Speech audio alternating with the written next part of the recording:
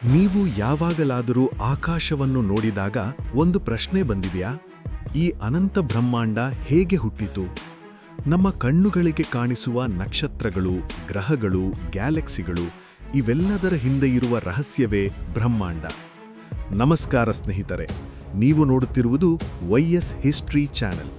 ಇವತ್ತಿನ ವಿಡಿಯೋದಲ್ಲಿ ನಾವು ನೋಡೋದು ನಮ್ಮ ಬ್ರಹ್ಮಾಂಡದ ರಹಸ್ಯಗಳು. ಬ್ರಹ್ಮಾಂಡ ಅಂದ್ರೆ ಏನು?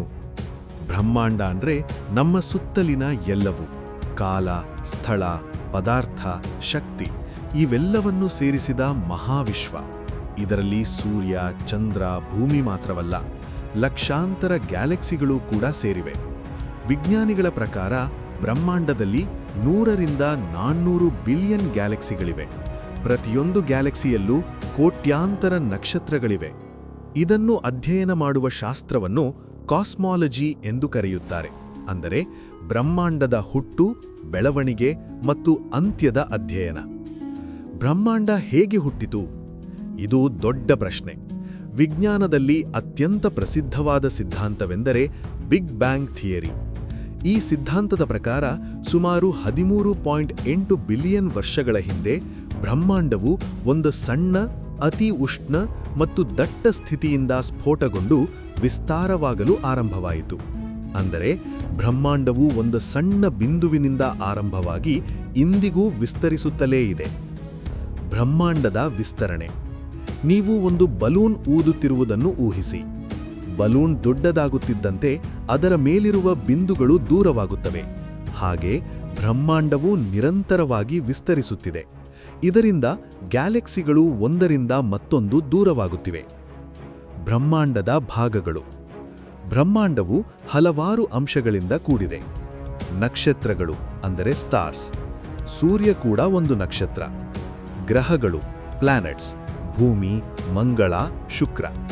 ಗ್ಯಾಲಕ್ಸಿಗಳು ಗ್ಯಾಲಕ್ಸೀಸ್, ಲಕ್ಷಾಂತರ ನಕ್ಷತ್ರಗಳ ಗುಂಪು. ಬ್ಲ್ಯಾಕ್ ಹೋಲ್ಗಳು ಬ್ಲ್ಯಾಕ್ ಹೋಲ್ಸ್, ಬೆಳಕನ್ನೇ ಒಳಗೆಳೆದುಕೊಳ್ಳುವ ಶಕ್ತಿಶಾಲಿ ಸ್ಥಳ. ಡಾರ್ಕ್ ಮ್ಯಾಟರ್ ಮತ್ತು ಡಾರ್ಕ್ ಎನರ್ಜಿ, ನಾವು ಕಾಣದ ಆದರೆ ಬ್ರಹ್ಮಾಂಡವನ್ನು ನಿಯಂತ್ರಿಸುವ ಶಕ್ತಿ. ಬ್ರಹ್ಮಾಂಡದ ವಿಶೇಷತೆ. ಬ್ರಹ್ಮಾಂಡದ ಒಂದು ಪ್ರಮುಖ ನಿಯಮವೆಂದರೆ ಕಾಸ್ಮೊಲಾಜಿಕಲ್ ಪ್ರಿನ್ಸಿಪಲ್. ಇದರಲ್ಲಿ ಹೇಳುವುದೇನೆಂದರೆ ಬ್ರಹ್ಮಾಂಡ ಎಲ್ಲಾ ದಿಕ್ಕುಗಳಲ್ಲಿ ಒಂದೇ ರೀತಿಯಾಗಿ ಕಾಣಿಸುತ್ತದೆ. ಅಂದರೆ ನೀವು ಯಾವ ಸ್ಥಳದಲ್ಲಿದ್ದರೂ ಬ್ರಹ್ಮಾಂಡದ ನಿಯಮಗಳು ಒಂದೇ ಆಗಿರುತ್ತವೆ. ಬ್ರಹ್ಮಾಂಡದ ಭವಿಷ್ಯ. ಬ್ರಹ್ಮಾಂಡದ ಅಂತ್ಯ ಹೇಗಿರಬಹುದು? ಇದು ಇನ್ನೂ ವಿಜ್ಞಾನಿಗಳಿಗೆ ಗೊತ್ತಿಲ್ಲ.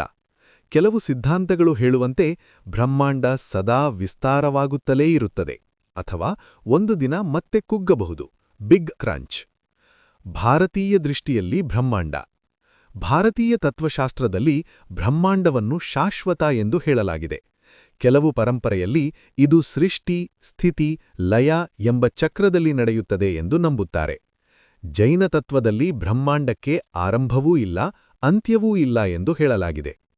ಇಂಟರೆಸ್ಟಿಂಗ್ ಫ್ಯಾಕ್ಟ್ಗಳು. ನೀವು ನೋಡುತ್ತಿರುವ ನಕ್ಷತ್ರದ ಬೆಳಕು ಹಲವು ಲಕ್ಷ ವರ್ಷಗಳ ಹಿಂದೆ ಹೊರಬಂದಿರಬಹುದು. ನಾವು ಆಕಾಶ ನೋಡಿದಾಗ ನಾವು ಹಿಂದಿನ ಕಾಲವನ್ನು ನೋಡುತ್ತಿದ್ದೇವೆ. ಬ್ರಹ್ಮಾಂಡದ 95% ಭಾಗ ಇನ್ನೂ ನಮಗೆ ತಿಳಿದಿಲ್ಲ. ಕೊನೆ ಮಾತು. ಹೀಗಾದರೆ ನಾವು ಈ ಅನಂತ ಬ್ರಹ್ಮಾಂಡದಲ್ಲಿ ಒಂದು ಸಣ್ಣ ಕಣ ಮಾತ್ರನಾ? ಇನ್ನೂ ಅನೇಕ ರಹಸ್ಯಗಳು ನಮ್ಮ ಮುಂದೆ ಬಾಕಿಯಿವೆ. ಬ್ರಹ್ಮಾಂಡವನ್ನು ಅರ್ಥಮಾಡಿಕೊಳ್ಳುವುದು ಎಂದರೆ ನಮ್ಮನ್ನೇ ಅರ್ಥಮಾಡಿಕೊಳ್ಳುವ ಪ್ರಯತ್ನ. ಇನ್ನಷ್ಟು ಇಂತಹ ಇಂಟರೆಸ್ಟಿಂಗ್ ವಿಷಯಗಳಿಗೆ ನಮ್ಮ ವೈಎಸ್ ಹಿಸ್ಟ್ರಿ ಯೂಟ್ಯೂಬ್ ಚಾನೆಲ್ ಅನ್ನು ಸಬ್ಸ್ಕ್ರೈಬ್ ಮಾಡಿ. ಮತ್ತೆ ಮುಂದಿನ ವಿಡಿಯೋದಲ್ಲಿ ಭೇಟಿಯಾಗೋಣ. ಧನ್ಯವಾದಗಳು.